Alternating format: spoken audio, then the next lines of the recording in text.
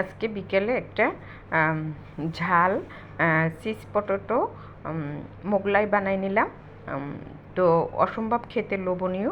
তো চলুন দেখা যাক কিভাবে বানালাম।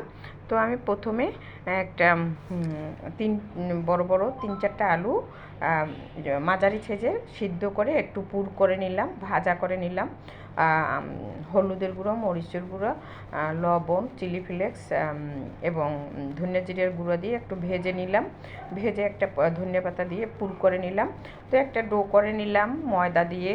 ময়দার ডোটা দেখানো হয়নি, পুরটা বানানো দেখানো হয়নি। তো রুটি একটা বেলে অনেক বড় করে সেটার মধ্যে সেই আলুর পুরটা ভালো করে চারিদিকে লাগিয়ে দিচ্ছি, দেখতেই পাচ্ছেন।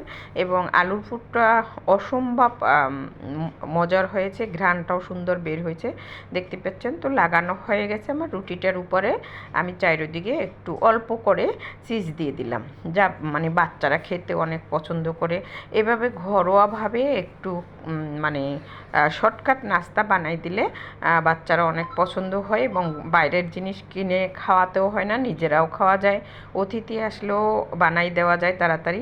তো আমি পুরটা দিয়ে এই পাশ থেকে একটা ভাঁজ দিলাম, ও পাশ থেকে একটা মোগলাইয়ের মতো ভাঁজ দিলাম, দেখতেই পাচ্ছেন।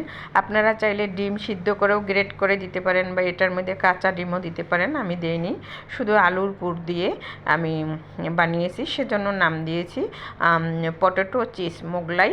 তো একটা ভাঁজ দিয়ে নিলাম এরকম করে চারদিক থেকে।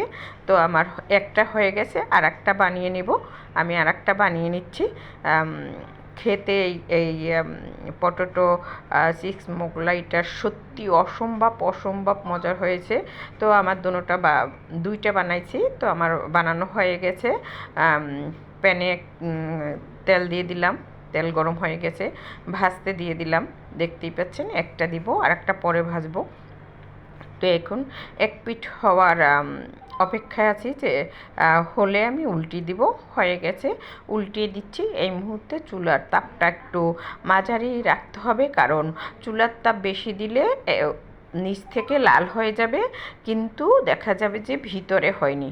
তো দেখতে পাচ্ছেন আমার উল্টি পুল্টি করে এই পিস ওই পিস করে ভালো করে মুসমুসো করে লাল লাল করে ভেজে নিয়েছি, হয়ে গেছে তেল নিগড়িয়ে। এখন আমি নামিয়ে নিচ্ছি। পটেটো চিপস মোগলাইটা হয়ে গেছে, ঘ্রাণটা অসম্ভব মজার বের হয়েছে।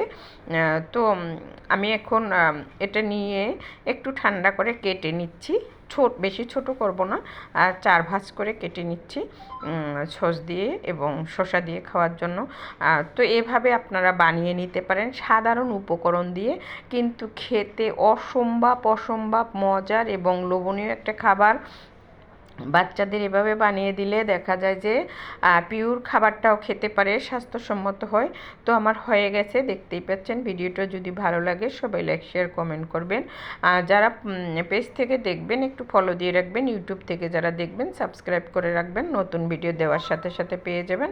আবার দেখা হবে আপনাদের সাথে আমার কোনো নতুন ভিডিও নিয়ে। লোভনীয় একটা খাবার শর্টকাটের মধ্যে আমার তৈরি হয়ে গেল। এটা বাজারে কিনতে গেলে যেমন দাম, অনেক দাম নেবে এবং পিওর খাবারটাও পাওয়া যায় না। তো সকলকে অসংখ্য ধন্যবাদ, সবাই ভালো থাকুন।